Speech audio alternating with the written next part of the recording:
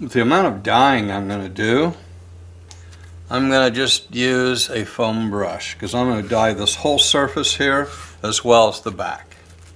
I'm going to start with the back because once I do the back, I don't want to do the front until I do the back, basically. Because the back is the most absorbent. I literally want the back to be green. So that's what I'm going to do. And I should have put on some gloves, which I haven't done yet. So here's me putting on gloves. And no, I'm not going to be doing a procto exam afterwards or anything. So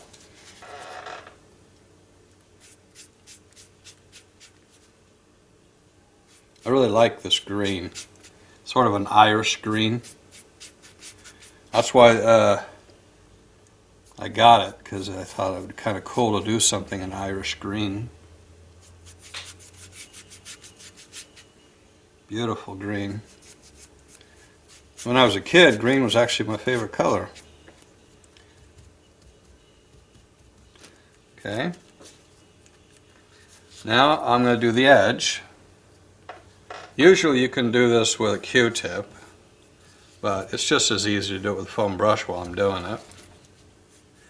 I'm not worried about getting green on the surface here because I'm planning to dye it green anyway. And there we have it. Now I'm going to do the surface. All inside of there.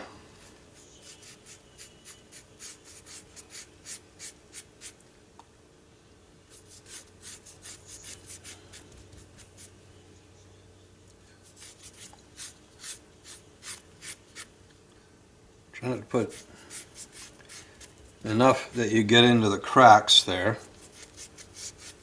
But when I do the antiquing, it'll cover up a lot of that, so it won't matter. And there we have the basic, that's what I call the base color, is green. Now, it's possible when I'm done, when this is done drying, as you can see, it's green all the way through, both sides. Okay.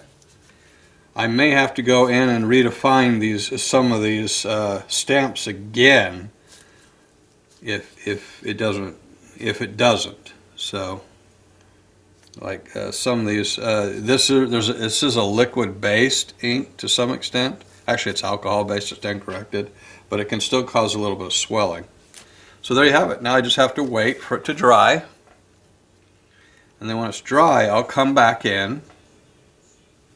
And I'll literally paint these lines black, the intersecting lines right here.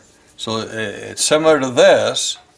There will be a black line that runs through, but it'll be a lot thinner. It won't be as pronounced as it is in the one I just showed you here. You can see that some of that area got dyed a little bit darker than others. So that's a problem. You can just go back in and put a little bit more ink down to try and make it a little bit more uniform, because there's a little bit of blotching I've noticed right up in the center here in particular for some reason. It may have been because the backside got more ink in those areas and it's coming through that way, but it'll dry okay.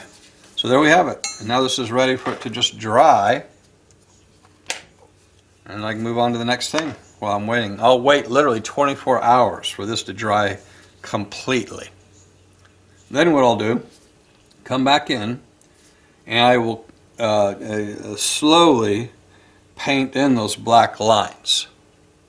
And once I get those black lines all painted in, because the black will go right over the green without a problem, once I get all those black lines painted in, then I'll put a coat of Resin over it, let it dry, put another coat of Resin over it, let it dry,